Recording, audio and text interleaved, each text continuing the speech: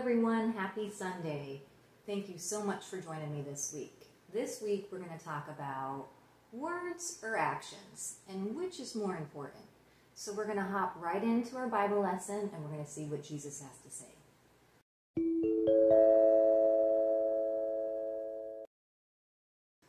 The chief priests pushed through the crowd of people in the temple. They had some questions for Jesus. Who said you could teach about God? Who gave you the authority to heal people? And why do you have the power to create miracles? They asked. Jesus stopped teaching and replied, Before I answer, I have a question for you. Who gave John the Baptist the authority to baptize people? The leaders began to argue with each other. Was the right answer God or the people or something else? They answered Jesus with, We don't know. Jesus frowned at the leaders who could not agree. Instead of answering the chief priests' questions, Jesus told them a parable. A father asked his son to pick grapes in the vineyard. No, father, I don't want to, the son complained. Later, he changed his mind and picked grapes for his father. Then the father went to his younger son. Will you please pick grapes today? Yes, father, I'll pick grapes. But then the younger son did not pick one grape. Jesus challenged the chief priests with this story. God hears our words and wants to see our actions. Words and actions go together. If you say you love God, show it in what you do.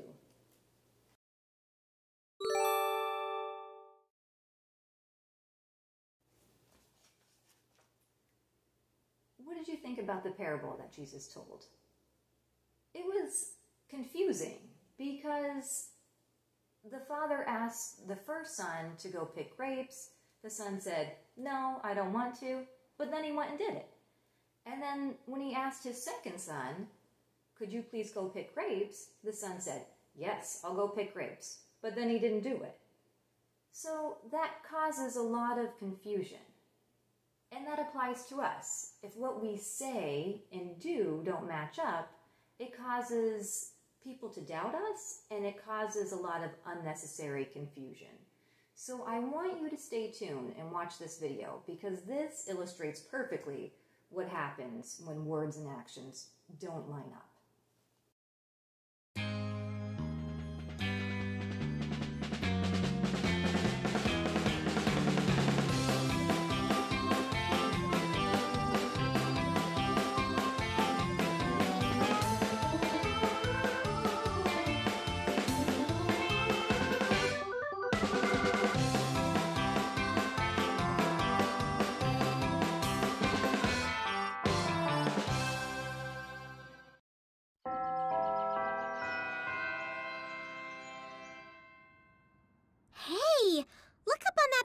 Board. The church is having a bake sale to pay for repairs on the pipe organ. I heard they found a family of raccoons in it.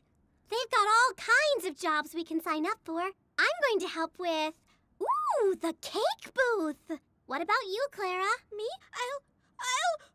The pressure is too much. I can't. Is she panicking? Yes. Are you gonna sign up to help with the bake sale? Me? No. This looks like a job for Phantasmo, Defender of Integrity and Hygiene. Phantasmo will sign up to help with all the remaining jobs. Really? So, setting up the tables, getting plates and forks, and the bake sale permit. All of it. Phantasmo, away!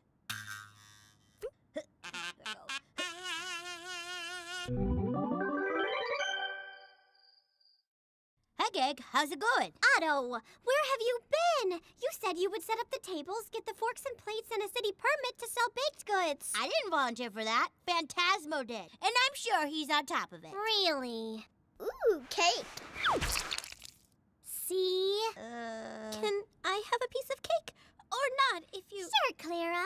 Here. We don't have any plates or forks or anything, really. Sorry. No plates or forks? This looks like a job for Phantasmo! Phantasmo found a fork in the garbage can. Here you are, citizen. You there! Is that a paper plate in your hand? Don't throw it away. Sharing is caring. Germs. So many germs. I don't know how this could get any worse. What's that? What's going This is the police. You are operating a bake sale without a permit. Come out with your hands up. But Phantasmo said he was going to get us our permit. It doesn't matter what people say they will do. They need to do it. Excuse me, officer. Is this bake sale permit good enough? Yep, that'll do it.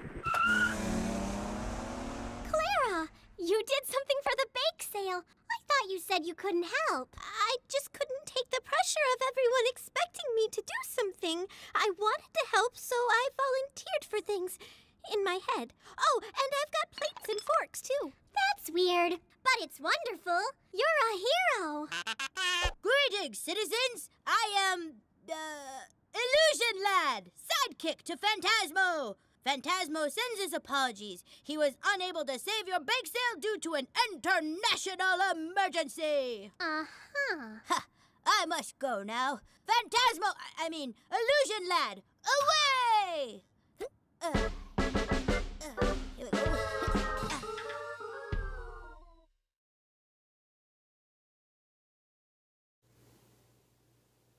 That was a wild bake sale.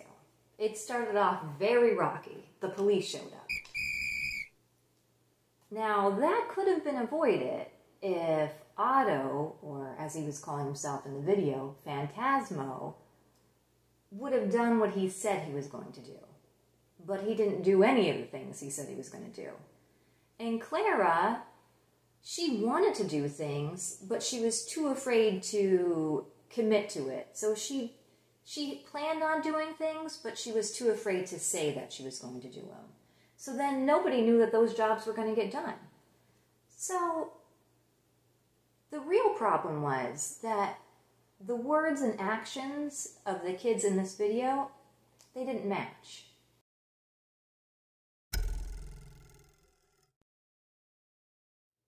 So the lesson for us this week is, if we make a promise, we need to follow through. If we say we're going to do something, we need to follow through. And if we say that we love God, we need to also show that we love God, because God is watching our actions, not just what we say and what we think and what's in our heart, but how we act on it.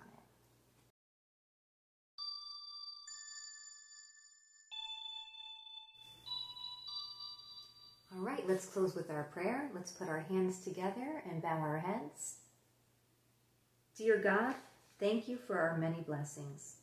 Please help us remember the importance of matching our actions with our words. We say that we love you. Please help us to show it in what we do. Amen. Thank you, everyone, for joining me. I will see you next time. Now, next Sunday, when we get together and chat, I'm going to show you a craft that I'm really excited about. It's a fun craft that you could do at your house. And it's a little something that I'm doing for the garden room. So you'll get a little sneak peek at something that I'm doing. And until then, you continue being kind and awesome like I know you all are. Take care. God bless. Bye-bye.